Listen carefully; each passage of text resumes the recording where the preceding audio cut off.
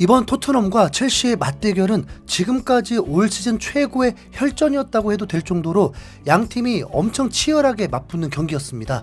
어느 정도로 치열했냐 하면 일단 전후반 동안의 추가 시간만 21분으로 마치 연장전을 한 만큼의 매우 많은 시간을 추가로 뛰었죠. 전반전에는 추가 시간이 무려 12분이었는데 통계 전문 매체인 옵타에 따르면 이 전반전에 볼이 움직였던 시간은 절반도 안 됐습니다. 토트넘과 첼시의 전반은 56분 26초 동안 진행됐는데 경기가 너무 혼란스러워서 공이 움직이던 시간은 23분 21초에 불과했다라면서 각종 파울과 옵사이드, VAR 등으로 인해서 추가 시간 포함 56분 중 23분만 공이 움직였고 나머지 33분은 혼란 그 자체라고 전한 겁니다. 하이라이트를 어떤 장면이라고 해야 할지 도저히 모를 정도로 정말 숨막히는 경기였는데 손흥민이 뛰는 걸 봤으면 진짜 그 누구라도 절대 비난할 수 없는 그런 경기였습니다. 로메로와 우두기의 퇴장으로 9대 11의 싸움, 어쩌면 패배가 뻔한 상황임에도 불구하고 손흥민을 비롯한 토트넘 선수들은 추가 시간 포함 111분 동안 끝까지 싸웠죠. 특히 손흥민, 비수마, 포로 이 3명의 선수는 선발로 나와서 진짜 111분 동안 내내 뛰어다니면서 엄청난 투지와 체력을 뽐냈습니다. 비카리오를 뺄 수가 없죠. 비카리오는 이 경기 대패에도 불구하고 평점 9점을 받아버릴 정도로 대활약을 했습니다. 실제로 현지 팬들도 비카리오에 대해서 비카리오, 데키, 손흥민 그리고 비수마가 최선을 다해 모든 것을 버텨준 것에 대해 칭찬해. 이번 경기 이후에 나는 로메로 대신 비카리오를 부주장으로 만들 거야.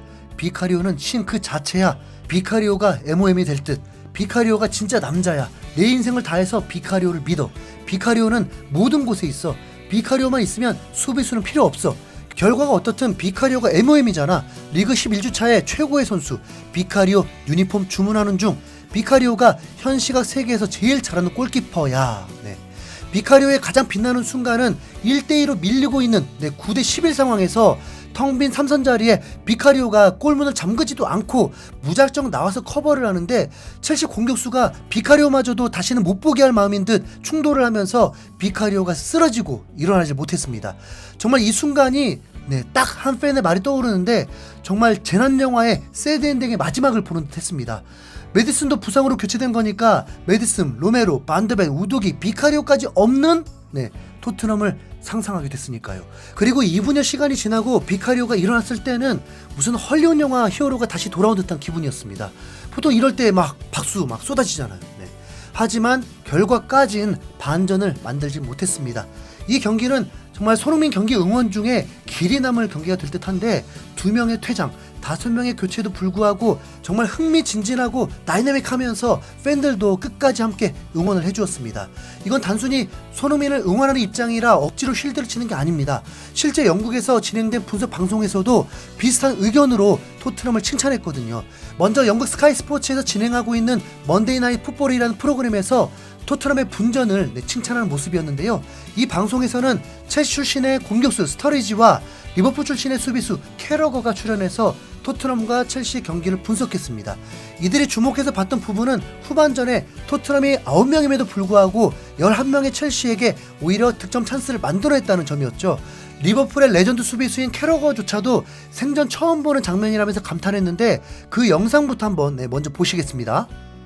But would there have been a period in that second half where the pressure might have been growing, the sense that we have to win this game, they're down to 9 men?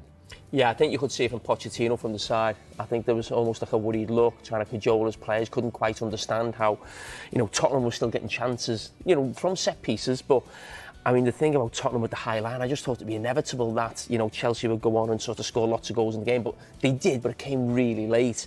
And you think of those chances that they had for Bentancur and Son late on.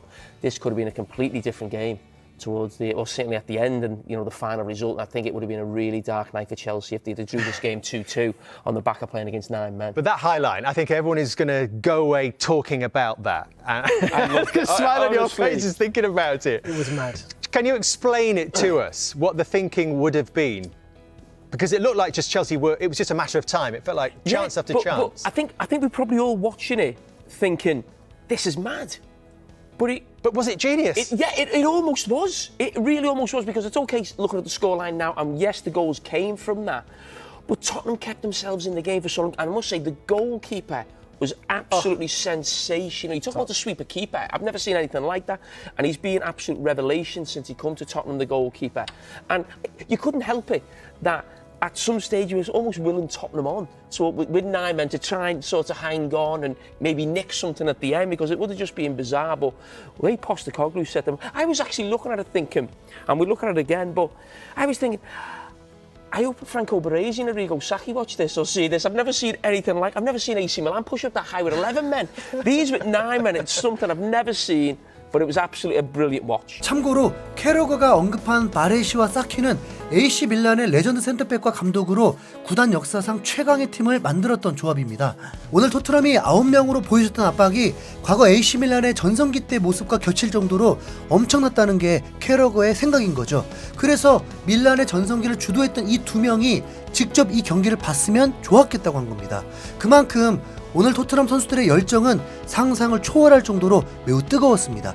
그렇기 때문에 많은 해외 토트넘 팬들도 1대4 패배라는 결과를 비판하기보다는 되려 후반전에 보여준 선수들의 모습에 뜨거운 박수를 보내는 모습이었죠. 끝까지 싸운 토트넘 선수들에게 경의를 표한다. 모두가 자랑스럽다. 내가 토트넘 선수들을 사랑하는 이유가 바로 이거야. 메디슨과 반더벤의 부상이 심하지 않기만을 바래.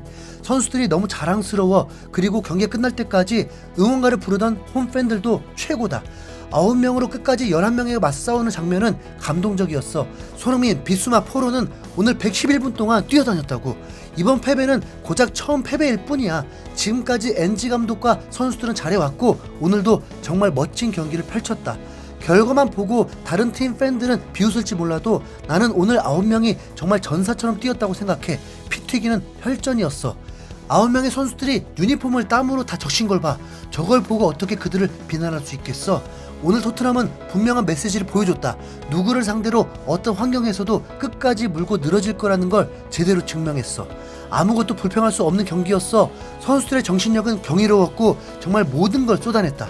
2명이 퇴장당하고 2명이 부상을 당했지만 그래도 토트넘의 정신력을 꺾지 못했어. 정말 롤러코스터 같은 경기였어. 감정이 너무 요동쳐서 숨이 막힐 정도였지. 토트넘은 휘슬이 울릴 때까지 포기하지 않았어. 집에서 TV를 보던 나는 진작에 포기했는데 경기장 위에 있던 9명은 끝날 때까지 아무도 포기하지 않았어. 정말 감동이야. 이렇게 해외 팬들도 토트넘의 패배는 안타깝지만 경기를 끝까지 뛴 9명에 대해서는 차마 나쁜 말 하지는 못하는 모습이었는데요. 엔지 감독 역시 경기 후 기자회견을 통해서 토트넘 선수들이 자랑스럽다고 밝혔습니다. 오늘 경기를 축구적으로만 분석하기는 어렵다. 실망스러운 결과이기 때문이다. 특히 홈에서 지는 걸 좋아할 수는 없다. 그러나 선수들의 노력과 의지 그리고 끝까지 뭔가를 얻어내려는 열망과 결단력이 엄청나게 자랑스럽다라면서 결과는 아쉬울 수밖에 없는 게 당연하지만 선수들의 모습은 대단했다고 말한 겁니다. 영국의 공영방송 BBC에서도 이번 경기 후에 토트넘 선수들의 열정에 박수를 보냈는데 포스테코글루가 악몽 같은 밤을 보내며 얻은 것이 있다면 어려운 상황 속에서도 토트넘이 보여준 정신력과 열광적인 홈 관중들의 응원에 힘입어 버티려고 노력한 것이다라면서 9명의 토트넘 선수들이 보여준 경기력이 감탄스러울 정도였다는 평가를 했죠. 또 다른 매체인 스카이 스포츠에서도 토트넘의 높은 수비 라인에 박수를 보낸다면서 다른 팀들에게 메시지를 보냈다고 했습니다. 선수가 9명으로 줄어들었지만 토트넘이 보여준 놀라운 수비 라인에 대해 엔지 감독은 분명한 메시지를 보냈다.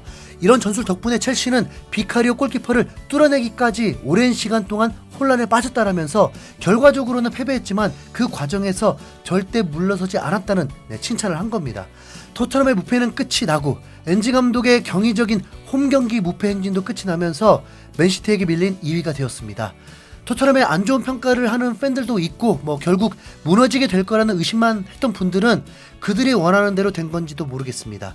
그런데 오늘 보여준 토트넘은 베스트 11만이 아니라 감독, 코치, 스텝, 벤치 선수, 팬들까지 모두 하나가 되어 있는 듯한 느낌을 강하게 받았고 그게 더 중요할 수 있습니다. 한번 보시죠. 로메로 반데벤 없으면 끝장이라고 봤던 토트넘이 다음 울버햄튼전에서 어떤 일을 만들지 고래도 정말 궁금하네요. 이상 흰수염거리였습니다. 감사합니다.